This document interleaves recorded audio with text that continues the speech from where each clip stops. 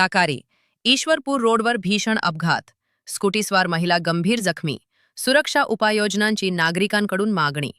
वारवा तालुक्यातील ताकारी ईश्वरपूर मार्गावरील गौंडवारी फाटा येथे काल दुपारच्या सुमारास भीषण अपघात झाला. ताकारीच्या दिशेने येणाऱ्या इर्टिगा चारचाकी वाहनाची आणि गौंडवाडी फाट्यावरून जात असलेल्या स्कूटीची जोरदार धडक झाली. या अपघातात स्कूटीवरील महिला गंभीर जखमी झाली असून चारचाकीतील एक व्यक्ती किरकोळ जखमी झाली आहे. अपघाताची माहिती मिळताच ईश्वरपूर पोलीस तात्काळ घटनास्थळी दाखल झाले. त्यांनी पंचनामा करून जखमींना तातडीने उपचारासाठी रुग्णालयात दाखल केले.